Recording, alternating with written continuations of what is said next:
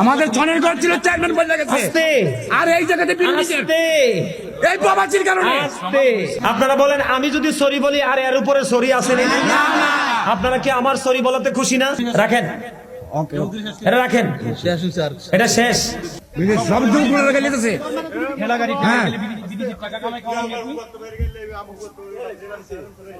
ভাই ভাই ভাই এত সুন্দর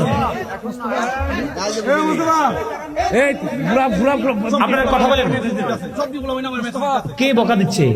এই যে এনো ওয়াজ করতেছে এই ওয়াজগুলো বুয়ের গাড়ি ঠেলে বিদেশ থেকে টাকা পাঠাইছে বুবুকের দাম কিনে আনছে এইটার বিপক্ষে এইটার বিপক্ষে আমি কথা মাহফিল চলতেছে, আপনারা বসেন বসেন বসেন বসেন বসেন। এই সাজানো বাগান একটা মাহফিল যখন হয়, কথা বলেন না, একটা মাহফিল যখন হয়, এদিকে তাকান, একটা মাহফিল যখন হয় জান্নাতের বাগান সাজানো হয়, দেশে বিদেশে বড় লোক ছোট লোক সবার সম্মিলিত সহযোগিতায় হয়। কথা বলেন না কেন? কেউ দূরে থাকে আসতে পারে না, দূর থেকে টাকা দেয়, কেউ আবার টাকা দিতে পারে না, কাছ থেকে পরিশ্রম শ্রম দেয়, এইটাই তো স্বাভাবিক। তো এখানে তো রাগারাগির কোনো দরকার নেই। ভাই কই না, লাগান ক্যামেরা, লাগান মোবাইল, লাগান আপনি। হ্যাঁ হ্যাঁ ও আচ্ছা আচ্ছা, যারা সাহায্য আমরা এইগুলা সাজাইছি ওদেরকে মহাবই করতেছে কে? এই ছেলে বিদেশ গিয়া ময়নার পয়সা কামাই করে এই করে। আচ্ছা দাঁড়ান, আমি বলি এই যে কথা বলেন না আপনারা, আমার সামনে কথা বলেন না, শোনেন আপনারা কথা বললেন না, আমার দিকে তাকান, শোনেন এই কথা বললেন না, আমার কথা শোনেন একটু আপনারা। আমি অনেক আশা করে আসছি আলোচনা করার জন্য, এত সুন্দর বাগানকে আপনারা নষ্ট করবেন না। শোনেন আমি কি বলি, শোনেন, বিদেশে যেয়ে যদি কেউ ঠেলা গাড়ি ঠেলে টাকাটা কোথায় পাঠায়? দেশে। আমার উত্তর দেন আপনারা, টাকাটা কোথায় আসে? দেশে। বাংলাদেশে কোথায়? এই মিয়া এবার দিকে তাকান, এই দেশে যদি প্রবাসী না থাকতো বাংলাদেশ থাকতো না এতদিন।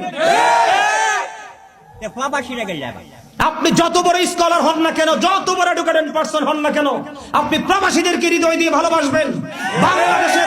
বাংলাদেশের মসজিদগুলো প্রবাসীর টাকায় হয়, বাংলাদেশের মাদ্রাসাগুলো প্রবাসীর টাকায় হয়। আমি গাজী সুলাইমানের মাদ্রাসা আছে অনেকগুলো, এতিম বাচ্চা আমি লালন পালন করি, মাদ্রাসায় পড়াই, আমার হাতে টাকাগুলো দেই, ম্যাক্সিমাম টাকা আমার ভক্তরা বিদেশ থেকে পাঠায়। আপনি ঘরে ঘরে দেখেন প্রবাসীরা, এই দেশে যেই পরিমাণ চোর আছে, এই বাংলাদেশে যেই পরিমাণ চোর আছে, প্রবাসীরা যদি অর্থনৈতিক ভাবে আপনাকে আমাকে সাপোর্ট না দিত তাহলে বাংলাদেশের প্রত্যেকটা ঘর বিপদে পড়তো। আপনি প্রবাসীদের কি বকাঝকা করবেন কেন? আমি একজনকে মেন করে বলছি না, কখনোই প্রবাসীদেরকে ছোট করে দেখবেন না। তারা দেশে আসলে তাদেরকে আদর দিবেন, ভালোবাসবেন। আমি গাজী সুলাইমান শুধু বাংলাদেশ না, দেশের বাহিরে অনেকগুলো রাষ্ট্র ঘুরেছি, আমি দেখেছি প্রবাসীরা যে কত কষ্ট করে বাংলাদেশে টাকা পাঠায়। এই মিয়া আমার দিকে তাকান, প্রবাসীরা যদি টাকা পাঠায় আমার দিকে তাকান, এটার নাম কি? নয়াকান্দি। কি কান্দি? নয়াকান্দি। এই আমার বাড়ি কোথায়? কুমিল্লা না? আপনারা কোথায়? নয়াকান্দি। কুমিল্লাই, কিন্তু নয়াকান্দি। আপনার নয়াকান্দিতে যদি কোনো 10টা ছেলে বিদেশ থেকে টাকা পাঠায় আমি গর্বিত, আমি আনন্দিত, কারণ যেই রেমিটেন্সটা আসছে এটা শুধু যে টাকা পাঠিয়েছে এটা টান না, গোটা বাংলাদেশের সম্পদ। কথা বলেন না কেন? আরো জোরে বলেন। এই মেয়ে আমার দিকে তাকান, প্রবাসীদের মন কত ভালো থাকে জানেন? বলে হুজুর গ্রামের মানুষের, এলাকার মানুষের মন খারাপ থাকে না কেন? এলাকার কথা বললেন না, কথা বললেন না, এটা শেষ, আমি শেষ করে দিচ্ছি, রাখেন এটা, রাখেন এটা শেষ। আমার দিকে তাকান, আমি কি বলি একটা এক্সাম্পল দেই। আমার গ্রামে 32 বছরের পুরনো একটা আপনার মসজিদ আছে, খেয়াল করেন কত বছর? 32 বছরের পুরনো মসজিদ আছে, আশেপাশে অনেক বড় বড় বিল্ডিং হয়েছে, বুঝছেন? আচ্ছা আপনাকে কি কিছু বলছি আমি? আপনি আমার সামনে যদি কাউকে মিন করে, আপনারা এইখান থেকে হোক ওখান থেকে কথা বলেন, আমাকে অপমান করা হয়, মানলে মানার মতো আমার কথাটাকে একটু শুনবেন আপনারা। শোনেন, আপনি বসেন, পরে যাইয়েন, আপনি এখানে বসেন, পরে যাইয়েন, আপনি এখানে বসেন, আপনাকে কেউ কিছু বলবে না। এই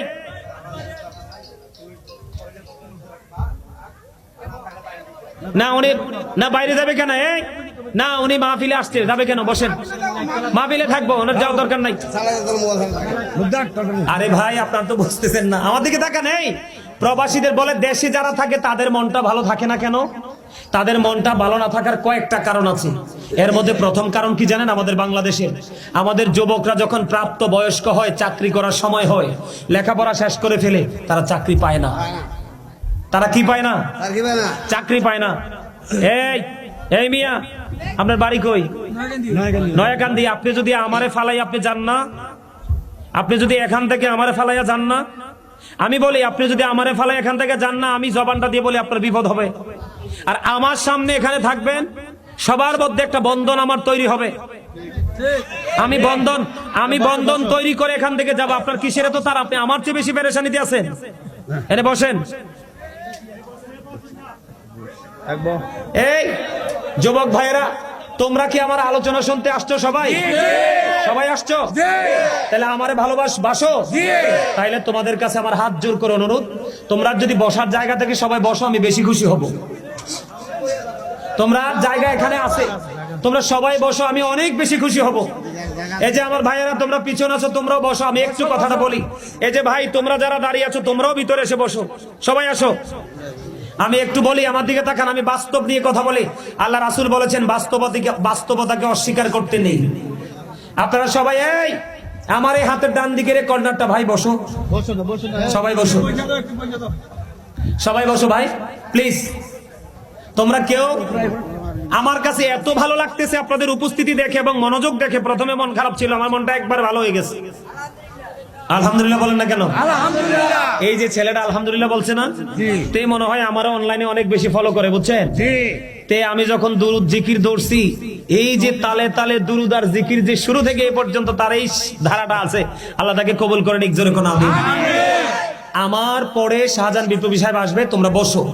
আমি একটু কথা বলি। গ্রামের যে ছেলেরা, সারা বাংলাদেশে, শুধু এখানকার না, ছেলেদের মনটা কেন খারাপ হয়, মনটা কেন ভালো থাকে না?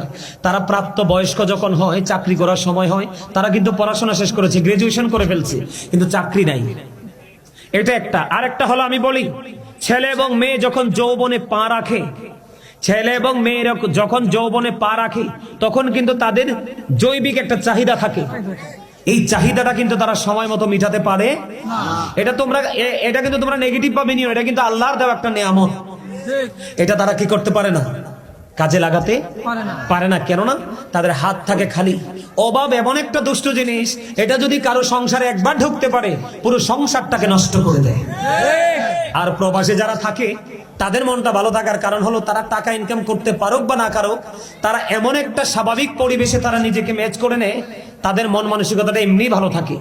কারণ ওখানে কোনো চুরি নাই, ডাকাতি নাই, হিংসা নাই, বিদ্বেষ নাই, কেউ কাকে ধ্বংস করবে এরকম কোনো কি নাই, টেনশন নাই। কম করুক বেশি করুক, সবাই সবার যার যার মতো করে ভালো আছে না? আছে। আমি একটা এক্সাম্পল দিই, বিদেশিদের মনটা কেমন ভালো থাকে। আমার বাড়িতে 32 বছরের পুরনো একটা মসজিদ আমাকে দিয়ে আল্লাহ গোলামিটা করাইছে।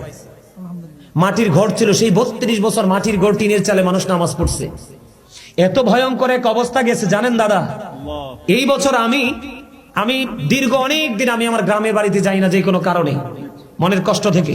তা আমি যাকে একটা সময় আল্লাহ আমাকে যখন একটা ভালো একটা পজিশনে নিয়ে আসলো, তখন আমি আমার গ্রামের মানুষকে, গরিবদেরকে দান সৎকা করার জন্য বা বিভিন্ন সুখে দুঃখে পাশে থাকার জন্য যাই।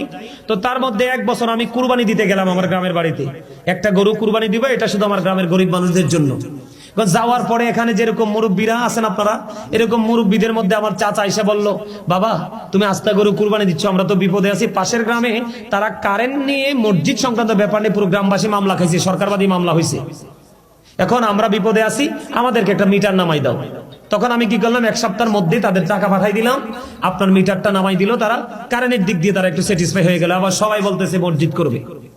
তা আমি বললাম ঠিক আছে, আপনারা টেনশন করবেন না, আমি মসজিদটা করে দিব। এই যে আমার দুইটা ছেলে আসছে এখানে, এই যে একটা ছেলে দেখতে কিন্তু গুস্ত কিন্তু নাই, এগুলো কিন্তু কুমিল্লা বিশ্ববিদ্যালয়ের ছাত্র। এই যে এটারা দেখতেন, এটা কিন্তু কুমিল্লা বিশ্ববিদ্যালয়ের ছাত্র। এটা একদিকে বিশ্ববিদ্যালয় অনার্স করতেছে, আরেকদিকে কুমিল্লা আলিয়াতে ফাজিল করতেছে। দেখে কিন্তু কেউ বুঝবে? এই ছেলেগুলো আমার সাথে আমার গ্রামের বাড়িতে গেছে দাদা। যাওয়ার পরে ওরা কি করছে, আমার সাথে আমার মসজিদের বেইস কাটছে, সবগুলো বেইস এরা কাটছে। মিস্ত্রি দেখাই দিছে, দেখাই দেওয়ার পরে মাত্র আপনারা শুনলে অনেক বেশি খুশি হবেন। এটা একদিকে যুবকদের জন্য বড় একটা শিক্ষা। মাত্র 5 মাসে আমি আমার মসজিদটাকে শুরু এবং শেষ কমপ্লিট করে ফেলছি। কয় মাসে? মাত্র 5 মাসে একবারে ফুললি টাইস করে। আপনারা অনলাইনে দেখবেন, আজকে দাওয়াত দিয়ে যায় সবাইকে। আমার কি যদি ভালো নাও লাগে, কিন্তু আমার মসজিদটা দেখবেন, আপনারা রাতের সিনটাও দেখবেন, দিনেরটাও চিনবেন, মনে করবেন সত্যিকারের এক টুকরো জান্নাত। মানে এত সুন্দর করে মসজিদটা ডিজাইনেবল। এই জায়গাটা আসলাম কেন জানেন? আমার একটা ছোট ভাই থাকে মালয়েশিয়াতে। তা আমি যখন মসজিদের কাজটা ধরলাম, আমার ছোট ভাই আবার আমাকে বলতেছে, ভাইয়া আপনি আল্লাহর কাছে বেশি করে দোয়া করেন। আমি কেন? আমার ভিসাটা যেন লাগে। আমি তুই কয়েক মাস হইলো আইসে গেলি, এখন তুই আমার ভিসা লাগার জন্য আমার কাছে দোয়া চাস, ব্যাপারটা কি? ভাইয়া আপনি মসজিদের কাজটা ধরছেন, আমি মন থেকে চাই মসজিদটাকে নিজ হাতে সাজাবো। আমি আল্লাহর কাছে দরখাস্ত করে দিলাম। ওদিক দিয়ে ওরাও চেষ্টা করলো, ভিসা লেগে গেল। বিশ্বাস করেন, আমার ভাইটা মালয়েশিয়া থেকে মসজিদের যত লাইটিং এর যত ব্যবস্থা আছে আলোকিত সৌন্দর্যের জন্য, সবগুলো সে আসার 2 সপ্তাহ আগে বাংলাদেশে কার্গো করে পাঠাইছে। পাঠাইয়া আইসা মিস্ত্রিদেরকে, বাংলাদেশের মিস্ত্রিদেরকে সাথে নিয়ে নিজের মতো করে ডিজাইনেবল করে মসজিদকে কমপ্লিট করে আর বাংলাদেশে থাকিনি, আবার চলে গেছে। সুবহানাল্লাহ বলবেন না? আলহামদুলিল্লাহ বলবেন না? আরো জোরে বলেন আলহামদুলিল্লাহ। এখন সে এই যে আসলো, সে তো আমার ভাই বলে কথা, কিন্তু সে তো একজন প্রবাসী। তার এই অবদান, তার এই ত্যাগ কি আমরা কি বলতে পারবো? না। যদিও মসজিদটা হয়েছে আমার এলাকায়, কিন্তু এটাতে আপনাদের সবার হক আছে না নাই? আছে। আপনার বাড়ি মসজিদ হয়েছে, এটাতে আমার হক আছে না নাই? আছে। আছে না? আমাদের মধ্যে একটা বন্ধন তৈরি করতে হবে। কি করতে হবে? বন্ধন তৈরি করতে হবে। হিংসা রাখা যাবে না। হিংসা শুধু আপনার শক্ত দেয়াল তৈরি করে, যেটাকে ভাঙ্গাটা সহজ নয়। আর ভালোবাসা শুধু দেয়ালকে ভাঙতে শিখে। আপনি ভালোবেসে দেখেন, আপনার হৃদয়ের ঘরে কোনো প্রাচীর থাকবে না, কোনো দেয়াল থাকবে না, সবগুলো ধূলিসাৎ হয়ে যাবে। আমি আপনাদেরকে বলি, আপনারা ওনাকে মেন করে কথাগুলো বলছেন, এই লোকটাকে উনি যদিও বলে থাকে, উনি যদিও কোনো না কোনো ব্যক্তিগত আক্রোশ থেকে বা মানসিকতা থেকে ইনকেস বলছে কিনা জানি না, যদিও বলে থাকে, সকল প্রবাসী ভাইদের কাছে ওর পক্ষ থেকে আমি ক্ষমা চাই। আপনারা প্রবাসীরা সবাই তাকে ক্ষমা করে দিবেন। এবং প্রবাসী পরিবার যারা, আগামীকাল থেকে তার দিকে বাঁকা চোখে কেউ তাকাবেন না। কি বলছি বুঝতে পারছেন? হ্যাঁ মিয়া ভাই, আপনি আসেন, এদিকে আসেন, আপনি ওঠেন, দাঁড়ান, এদিকে ঢুকেন।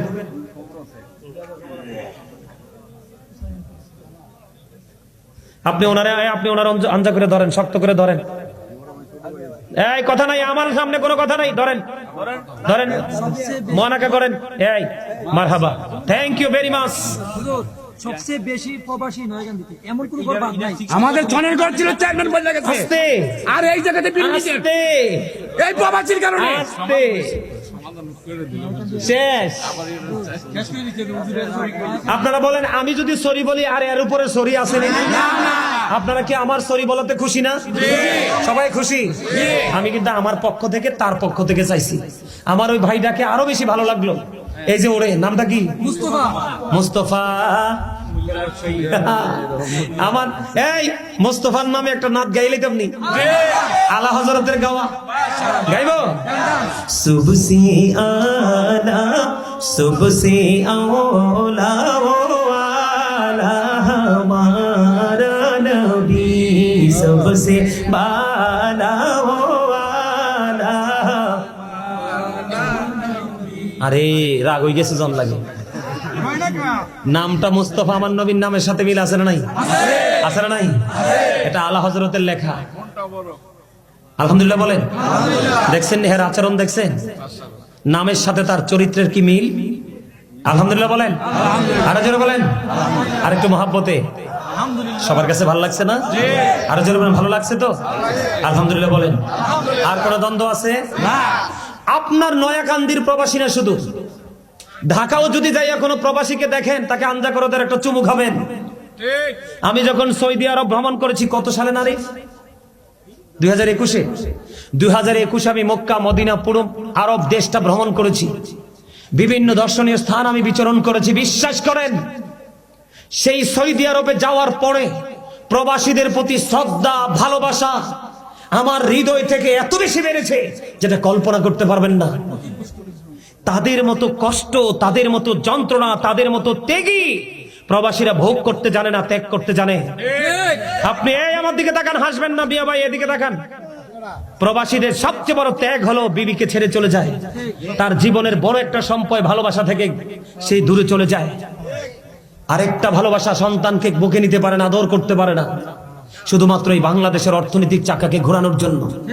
বিশ্বাস করেন, আপনারা হয়তো কিভাবে নেন জানি না, এই দেশে যদি প্রবাসীরা না থাকতো বাংলাদেশ অনেক আগেই মারা যেত।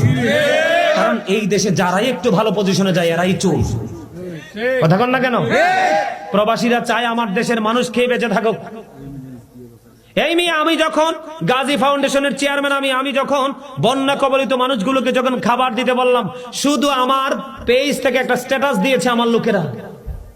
বিশ্বাস করেন, সর্বপ্রথম মালয়েশিয়া থেকে একটা ছেলে, হুজুর আপনি যা করতে চান আমরা আপনার সাথে আছি, আপনি অর্থনৈতিকভাবে আপনি করবেন, আমরাও সাপোর্ট দেব। এই বন্যার মধ্যে প্রবাসীরা যেই ভূমিকা রেখেছে বিভিন্ন ফাউন্ডেশনের মাধ্যমে, যেটা ভোলার মতো নয়। আপনি বাংলাদেশে কোনো মসজিদ, মাদ্রাসা, কোনো এতিম, রাস্তাঘাট, বিভিন্ন অবকাঠামো আপনি প্রবাসী ছাড়া দাঁড় করাতে পারবেন না। আমি বেশি বেশি করে দোয়া করি, আল্লাহ যেন আমার বাংলাদেশের প্রত্যেকটা সোনার ছেলেকে সুশিক্ষায় শিক্ষা অর্জন করে তারা যেন তাদের যোগ্য দক্ষ জায়গায় যেন তারা চলে যেতে পারে। আল্লাহ যেন সবাইকে সেটা তৌফিক দান করে। সকলে বলুন আমিন। সমস্যা শেষ তো? আগামী দিন যদি আপনারা এই বিষয়টা নিয়ে একজনও কথা বলেন, আমি কষ্ট পাবো। একটা কথা হবে? আর কথা দিছেন তো? হবে না তো? আলহামদুলিল্লাহ। সকলে বলেন আলহামদুলিল্লাহ। সকলে বলেন আলহামদুলিল্লাহ। আমরা সবাই জান্নাতি মেহমান, আমরা একটু জান্নাতের ফল খাবো। খাবেন? সবাই খাবেন? আমার নবী বলছে, জান্নাতের বাগানে যখন যাও তোমরা ওখান থেকে একটু জান্নাতি ফল খেয়ে নিও। খাবেন? আমার সাথে বেশিক্ষণ না, কারণ প্রত্যেকটা পার্সন ডবল। একটু আগে শুরুতে বুঝাইছিলাম না, মানুষের দুনিয়াতে লাগবে দুনিয়ার খাবার, দেহের খাবার, আর এইখানে পাবেন আপনি রুহের খাবার। এখানে যা করবেন প্রশান্তি আসবে কোথায়? রুহে। জোরে কোন সুবহানাল্লাহ।